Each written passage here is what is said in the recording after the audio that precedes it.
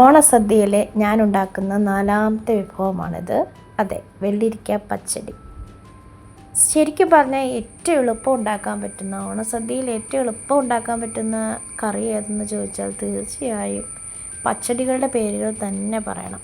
അത്ര സിമ്പിളാണ്. അപ്പോൾ തേങ്ങയൊക്കെ നേരത്തെ ചിരകി നമ്മൾ ഫ്രീസറിൽ സൂക്ഷിച്ചാൽ പെട്ടെന്ന് തന്നെ തയ്യാറാക്കാൻ പറ്റുന്ന ഒരു ഐറ്റമാണ്. കൊച്ചു കുട്ടികൾക്ക് പോലും തയ്യാറാക്കാം. അപ്പോൾ എൻ്റെ വീഡിയോ ആദ്യമായി കാണുന്ന കൂട്ടുകാർ ദയവ് ഇതൊന്ന് സബ്സ്ക്രൈബ് ചെയ്തിട്ട് പോണേ. വീഡിയോ ഇഷ്ടപ്പെട്ടാൽ ലൈക്ക് ചെയ്യണേ, ഷെയർ ചെയ്യണേ, കമൻറ്റ് ചെയ്യണേ. അപ്പോൾ ഉണ്ടാക്കാം. ഇതുണ്ടാക്കാൻ ആവശ്യമായ സാധനങ്ങൾ: ഒരു മീഡിയം സൈസ് വലുപ്പത്തിൽ വെള്ളരിക്ക, ഒരു അരമുറി തേങ്ങ, ഒരു മുഴുവൻ തേങ്ങയുടെ പകുതി തേങ്ങ, പിന്നെ തൈര്, നല്ല കട്ട തൈര്, 2-3 പച്ചമുളക്, ഇത്രയും മതി. ഈ തൈര് 1/2 ലിറ്ററിൻ്റെ കപ്പാണ്. ഇതപ്പടി നമുക്ക് വേണ്ട, നമുക്കൊരു 200 ml ഗ്ലാസ്സിനുള്ള അത്രയും തൈര് മതി. അപ്പോൾ നമ്മൾ വെള്ളരിക്ക നന്നായിട്ട് തൊലിയൊക്കെ ചെത്തി സ്ക്വയർ ഷേപ്പിൽ അരിഞ്ഞതിന് ശേഷം കഴുകി വൃത്തിയാക്കി ഒരു മൺചട്ടിയിലിട്ട് കൊടുത്തു. വേകാനായിട്ട് ഒരു 1/2 ഗ്ലാസ് വെള്ളം, അത് മാത്രമേ ഒഴിക്കാവുള്ളൂ. അതിൽ കൂടുതൽ വെള്ളം ഒട്ടും ഒഴിക്കരുത്. അത്രയും ഒഴിച്ച് ആവശ്യത്തിനുള്ള ഉപ്പും കൂടെ ഇട്ട് നന്നായിട്ട് വേവിക്കാൻ വയ്ക്കുക. അപ്പോൾ ഇത് നമുക്ക് അടച്ച് വെച്ച് തന്നെ വേവിക്കാം. ഉപ്പിട്ട് കൊടുത്തുകൊണ്ട് നന്നായിട്ടൊന്ന് ഇളക്കി കൊടുക്കുക. അതിന് ശേഷം മാത്രം അടച്ച് വെച്ച് വേവിക്കുക.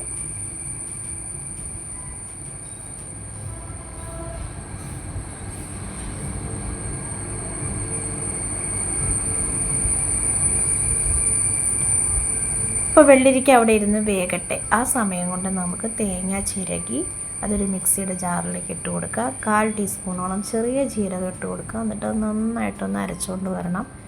അതിനുശേഷം ആ 3 പച്ചമുളകും കൂടെ അതിലേക്കിട്ട് അതും കൂടെ ചേർത്ത് നന്നായിട്ടൊന്നും കൂടെ അരയ്ക്കുക.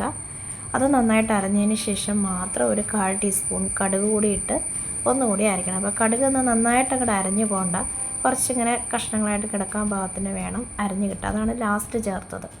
ഇത്രയുമായിട്ട് നന്നായിട്ട് അരച്ചെടുത്തുകൊണ്ട് വരിക. തൈര് വേണമെന്ന് പറഞ്ഞില്ല, അപ്പോൾ തൈര് ഒരു ഗ്ലാസ്സോളം 200 ml തൈര് അത്രയും മിക്സിയുടെ ജാറിലേക്ക് ഇട്ടിട്ട് ഒന്ന് വിപ്പ് ചെയ്തെടുത്ത് റെഡിയാക്കി വയ്ക്കുക. അപ്പോഴത്തേക്കും നമ്മുടെ വെള്ളരിക്ക വെന്ത് കഴിഞ്ഞു. ഇനി അതിലേക്ക് നമ്മൾ അരച്ച് വെച്ച തേങ്ങയുടെ അരപ്പ് ചേർത്ത് കൊടുക്കുക. നന്നായിട്ട് ഇളക്കി യോജിപ്പിക്കുക. നമ്മൾ ആ തേങ്ങ അരച്ച പാത്രവും കൂടി ഒന്ന് വാഷ് ചെയ്ത് ആ വെള്ളം കൂടി നമ്മൾ ഒഴിച്ചു കൊടുക്കുന്നുണ്ട്.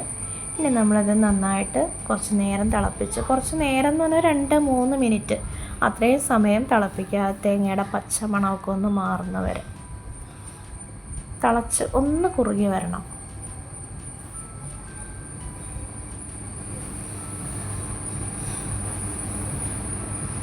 ഇപ്പം പച്ചടി ഒരിക്കലും വെള്ളം പോലത്തെ ഒരു കറിയല്ല, ഒരു കുറുകിയ ടൈപ്പ് കറിയാണ്. അതുകൊണ്ട് തന്നെ ഇതിൽ ഒരുപാട് വെള്ളം വേണ്ട. അപ്പോൾ അതായത് ഈ പരുവത്തിൽ എത്തിക്കഴിയുമ്പോൾ നമുക്ക് ഗ്യാസ് ഓഫ് ചെയ്യണം. അപ്പോൾ മൺചട്ടി ആയതുകൊണ്ട് നല്ല ചൂടായിരിക്കും.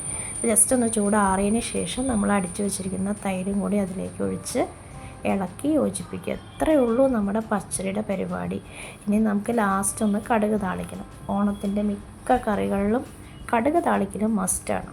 അപ്പോൾ 2 വറ്റൽ മുളകും കുറച്ച് കറിവേപ്പിലയും കടുകും കൂടി ഇട്ട് പൊട്ടിച്ചിട്ട് അതിലേക്ക് ഒഴിച്ചു കൊടുക്കുക. ഇത്രയേ ഉള്ളൂ, പരിപാടി കഴിഞ്ഞപ്പോൾ നല്ല സൂപ്പർ ടേസ്റ്റുള്ള ഒരു കറി തന്നെയാണ് പച്ചടി, പ്രത്യേകിച്ച് വെള്ളരിക്ക പച്ചടി. അപ്പോൾ ഇതുണ്ടാക്കാൻ അറിയാത്തവർക്ക് വേണ്ടി മാത്രം ഞാൻ പരിചയപ്പെടുത്തിയതാണ്. ഉണ്ടാക്കാൻ അറിയാവുന്ന ഒരുപാട് പേരുണ്ട്.